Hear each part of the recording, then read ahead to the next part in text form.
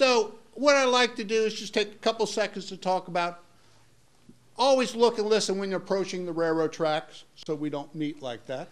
Expect a train at any time from any direction on any track. We run at all kinds of times.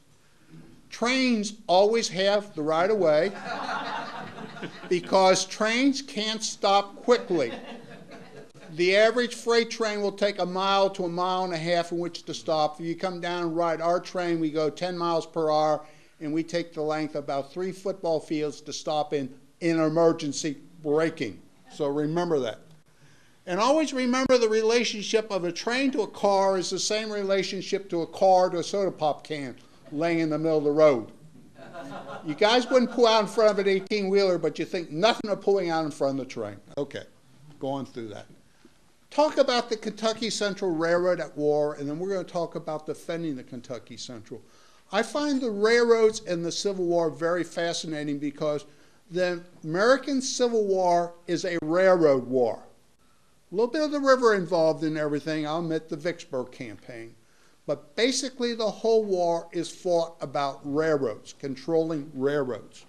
The Union learned about this much quicker than the Confederacy did. I think it's one of the reasons why.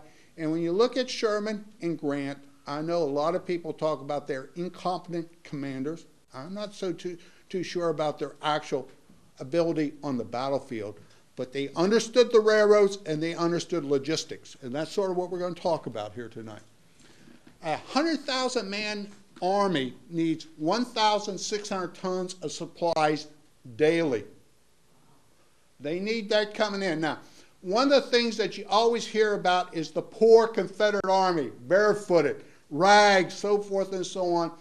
I'll tell you, you read contemporary documentations of the European attachés who are over looking at the Confederate Army, and nobody talks about the poor Confederate Army because the Confederate Army is a European army. Same way, same everything. The problem that they're up against is a Union army that's all of a sudden fighting the American way of war. Oversupplied. You need it, we're going to get it to you not only once, but twice or 3 times. This is basically what's happening here.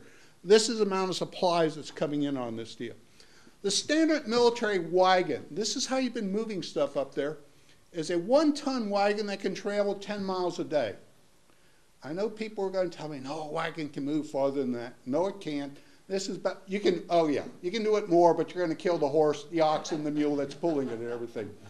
That's about all you can do. An animal can work 8 hours. It needs 8 hours to eat and 8 hours to sleep before you can put it back to work. This is the other thing. An animal consumes about 50 pounds of supplies. One of the things you got to remember is, well, they can just graze along the way. No, guys, it ain't going to happen because you've been running all these trains up and down, animal-pulled wagon trains. They've already eaten all the vegetation. You got to bring your own food and that along to keep your animals alive, to get them down and everything. So winding up is the maximum distance they can travel is about 10 days. That's 100 miles. And what they wind up delivering is a 1-ton wagon loaded with goods when it leaves the depot, delivers a half a ton, 1,000 pounds when it gets there. It has consumed 500 pounds getting itself to there, and it needs 500 pounds to get it back. So you got to remember this when you're talking about this. Total time to deliver 1,000 pounds, 100 miles is 22 days.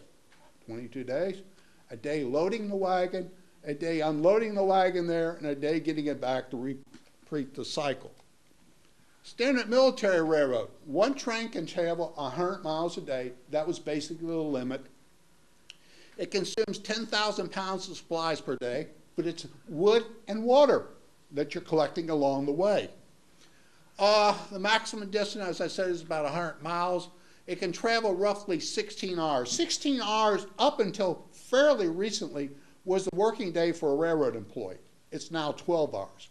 But it was 16 hours, 8 hours off, go back to work.